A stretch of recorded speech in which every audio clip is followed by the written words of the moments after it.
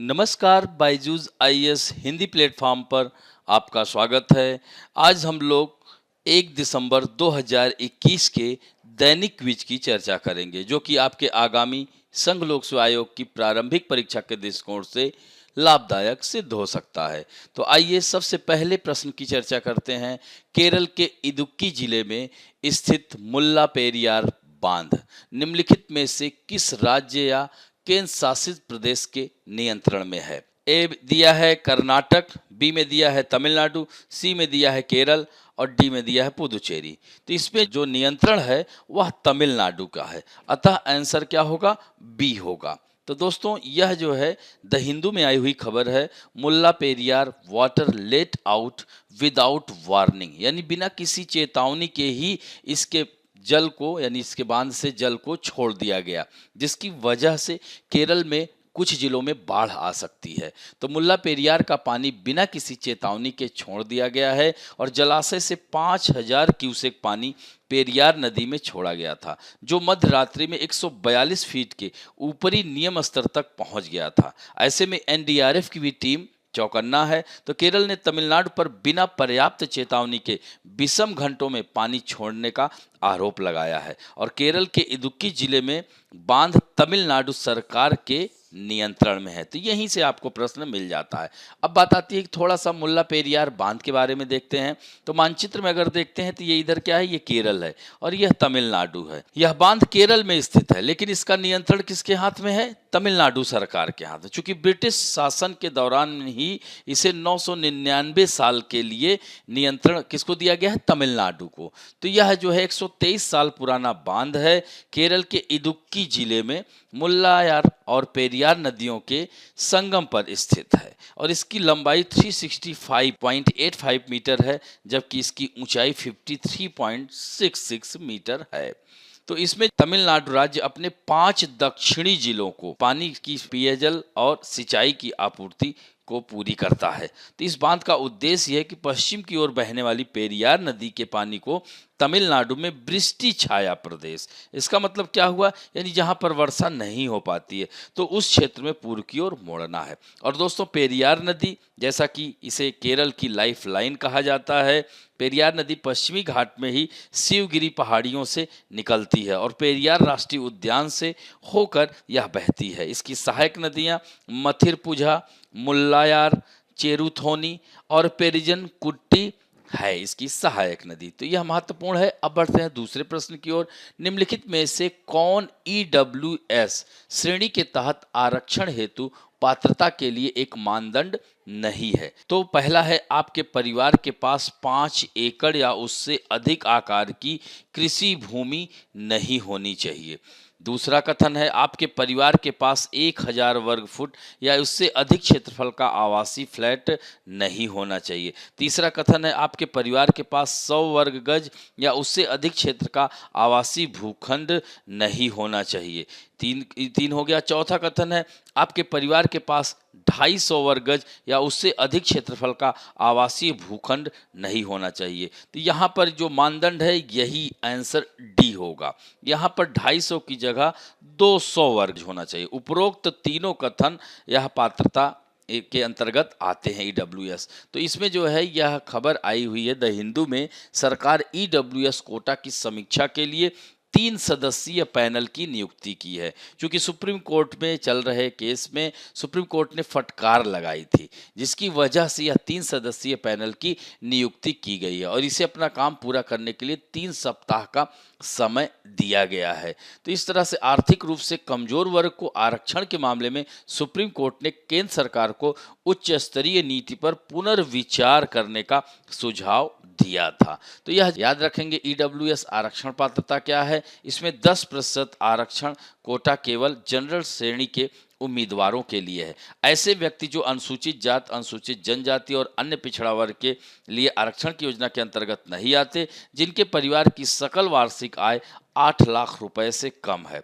आय में आवेदन के वर्ष से पहले वित्तीय वर्ष के लिए सभी स्रोतों यानी वेतन, कृषि, व्यवसाय, पेशे आदि से आय भी इसमें शामिल होगी। और वही 5 एकड़ जमीन या उससे अधिक कृषि भूमि नहीं होनी चाहिए। 1000 वर्ग फुट या उससे अधिक के आवासीय फ्लैट का स्वामित्व नहीं होना चाहिए। इसी तरह से नगर पालिकाओं में 100 वर्ग गज या उससे अधिक के आवासीय भूखंड का मालिक भी नहीं होना चाहिए। अब देखिए यहाँ पे 200 वर्ग मीटर, वहां पर क्या था 250। तो इस तरह से यह पॉइंट ध्यान रखेंगे। अब बढ़ते हैं तीसरे प्रश्न की ओर। भारतीय नागरिकता के स्वैच्छिक त्याग के संदर्भ में निम्नलिखित कथनों में से कौन सा गलत है? तो यहाँ पर गलत को हमें ढूंढना है। तो यदि कोई भारतीय नागरिक जो कि पूर्ण आयु और क्षमता का हो, वह अपनी इच्छा से भारत की नागरिकता छोड़ सकता है, ये कथन सही है। जब कोई व्यक्ति अपनी नागरिकता छोड़ देता है तो उस व्यक्ति का नाबालिग बच्चा भी भारतीय नागरिकता खो देता है, यह भी कथन सत्य है। हालांकि जब ऐसा कोई बच्चा 18 वर्ष की आयु प्राप्त करता है तो वह भारतीय नागरिक बन सकता है, यह भी कथन एकदम सत्य है। अतः इनमें से कोई भी गलत नहीं है, तो उत्तर डी होगा। तो यह जो है द हिंदू में आई हुई खबर है, 6 लाख भारतीयों ने त्यागी नागरिकता। तो इसी से संबंधित यह लेख है। तो गृह मंत्रालय ने मंगलवार को लोकसभा को सूचित किया कि पिछले 5 वर्षों में 6 लाख से अधिक भारतीयों ने नागरिकता खो दी, जिसमें 2017 में 1,33,049, 2018 में 1,34,561, 2019 में 1,44,017, 2020 में 85,248 और 30 सितंबर तक 2021 में 1,11,287 भारतीय अपनी नागरिकता छोड़ चुके हैं। तो उत्तर में बड़ी संख्या में भारतीयों द्वारा अपनी नागरिकता छोड़ने का कारण नहीं बताया गया। हालांकि 2018 में MHA यानी मिनिस्ट्री ऑफ होम अफेयर्स ने नागरिकता के त्याग की घोषणा के लिए नागरिकता नियमों के तहत फॉर्म 22 को संशोधित किया, जिसमें पहली बार परिस्थितियों कारणों के कारण आवेदक विदेशी नागरिकता प्राप्त करने और भारतीय नागरिकता त्यागने का इरादा रखता है, तो एक कॉलम उसमें शामिल किया गया था। तो हाल ही में MHA ने प्रक्रिया को सरल बनाया था और आवेदकों के लिए ऑनलाइन दस्तावेज अपलोड करने के प्रावधान किए गए थे। त्याग प्रक्रिया को पूरा करने के लिए 60 दिनों की ऊपरी सीमा भी तय की गई थी। तो इसी तरह से बीते 5 सालों में 10,645 लोगों ने भारतीय नागरिकता के लिए आवेदन किया था। इनमें से 4,177 को यह प्रदान भी की जा चुकी है। तो इस तरह से नागरिकता का आवेदन करने वालों में 227 अमेरिका के, 7,782 यानी 100 से ज़्यादा पाकिस्तान के लोग भारत की नागरिकता के लिए आवेदन किए हैं। वहीं 795 अफगानिस्तान और 184 बांग्लादेश। तो हमारे देश के कानून में भारतीय नागरिकता अधिनियम 1955 के तहत भारत के नागरिकों को 2 देशों की नागरिकता रखने की अनुमति नहीं है। यानी हम दूसरे शब्दों में यही कहें तो अगर किसी व्यक्ति ने विदेश में रहने के दौरान भारत की नागरिकता छोड़ दी है और वापस भारत लौटकर यहाँ का नागरिक बनना चाहता है, तो उसके ऊपर वही नियम लागू होंगे जो नए देश में नागरिकता लेने के लिए लागू होते हैं। तो इस कानून के चलते अगर कोई व्यक्ति विदेश में रहने के दौरान वहाँ का नागरिक बन जाता है तो उसके पास भारत की नागरिकता छोड़ने के अलावा और कोई विकल्प नहीं होगा, क्योंकि भारतीय संविधान में एकल नागरिकता का प्रावधान है, सिंगल सिटीजनशिप, जो कि संविधान के भाग 2 में निहित है, अनुच्छेद 5 से लेकर के 11 के बीच में।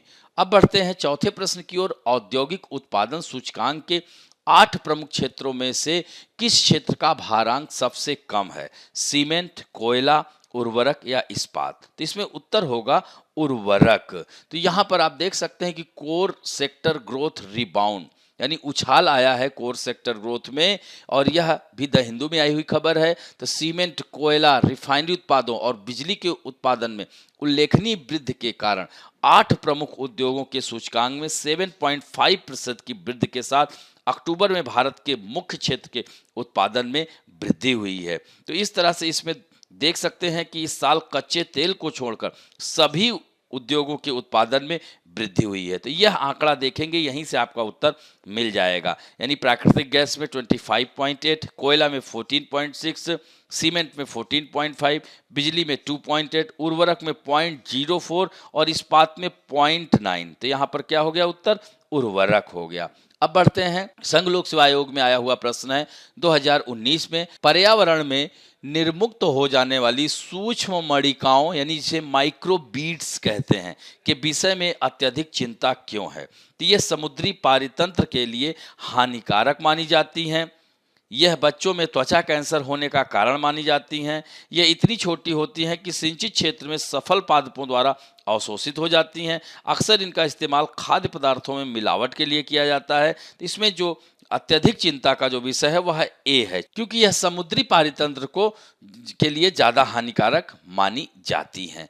तो माइक्रोबीड्स जो छोटे ठोस निर्मित प्लास्टिक के कण होते हैं जो 5 मिलीमीटर से भी कम होते हैं।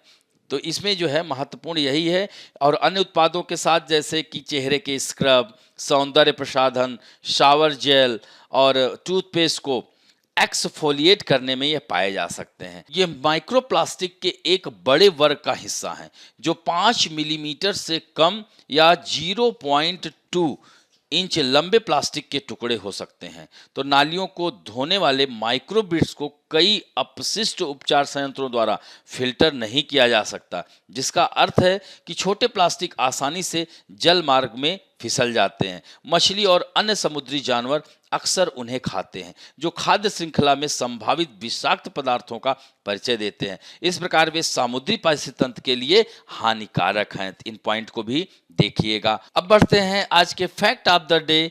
आज का तथ्य है बारबाडोस गणराज्य एक, यह कह सकते हैं कि यह दुनिया का सबसे नया गणराज्य बन गया है, रिपब्लिक कंट्री बन गया है। तो बारबाडोस है कहाँ? तो यहाँ पर आपने देखा होगा कैरेबियन देश, यह जो है मध्य अमेरिका कह सकते हैं, या इस तरह से आप देख सकते हैं कि इसके इस तरफ यह कैरेबियन सी है। यहाँ पर देखिए क्यूबा है, यह हैती है, डेमोक्रेटिक रिपब्लिक है। तो यहाँ पर यह बारबाडोस यहाँ अवस्थित है, यानी कैरेबियन सागर में स्थित है। तो यह सेंट लूसिया और ग्रेनेडा जैसे आइलैंड कंट्री के नज़दीक अवस्थित है। तो कैरेबियाई देश बारबाडोस के करीब 400 साल तक अंग्रेजों से औपनिवेशिक रिश्ते खत्म कर ब्रिटिश महारानी एलिजाबेथ द्वितीय को राष्ट्र अध्यक्ष पद से हटा दिया गया है।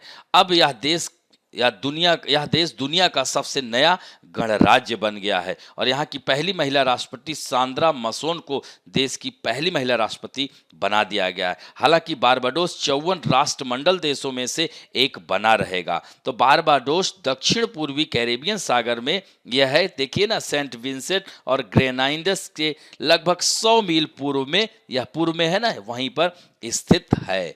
तो यह जो है बारबाडोस के झंडे, हथियारों के कोट, राष्ट्रीय प्रतिज्ञा या राष्ट्रगान को बदलने की कोई योजना नहीं है। हालांकि शाही और मुकुट शब्द सभी आधिकारिक संदर्भों से हटा दिए जाएंगे, इसलिए रॉयल बारबाडोस पुलिस बल अब बारबाडोस पुलिस बल बन जाएगा और मुकुट भूमि अब राज्य भूमि बन जाएगी। तो बारबाडोस इंग्लैंड के गुलाम उपनिवेशों में से एक था।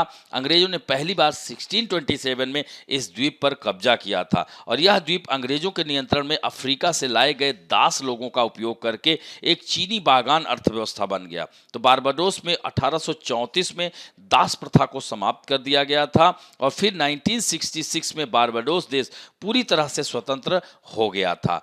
अब यह एक गणराज्य बन गया। जैसे हमारा देश 26 जनवरी 1950 को भारत एक लोकतांत्रिक गणराज्य बना था, तो उसी तरह से यह भी अब एक गणराज्य बन गया है। तो यह 1979 से ही तैयारी कर रहा था, और 1998 में एक संवैधानिक समिति ने सिफारिश की थी कि देश गणतंत्र का दर्जा अपनाए और राजशाही खत्म करे। फिर 2003 में अपनी अपील की अंतिम अदालत को प्रिवी काउंसिल की ब्रिटिश न्यायिक समिति से कैरेबियन कोर्ट ऑफ जस्टिस में बदल दिया गया था, और इस तरह से 2016 में 50वें स्वतंत्रता दिवस पर बारबाडोस के तत्कालीन प्रधानमंत्री फ्रायन डेल स्टुअर्ट ने कहा था कि एक राजशाही व्यवस्था से सरकार के एक गणतंत्र रूप में जाने का अब समय आ गया है। तो इस तरह से ब्रिटेन की महारानी एलिजाबेथ द्वितीय अब भी 15 देशों की राष्ट्राध्यक्ष हैं। इनमें यूनाइटेड किंगडम के अलावा ऑस्ट्रेलिया, कनाडा, जमैका आदि देश शामिल हैं। तो इस तरह से आज का अंक यहीं समाप्त करते हैं। आशा करता हूं कि आप लोगों को आज का भी अंक अच्छा लगा होगा। अगर अच्छा लगे तो प्लीज़ लाइक, शेयर, सब्सक्राइब और बेल आइकन दबाना ना भूलें। धन्यवाद।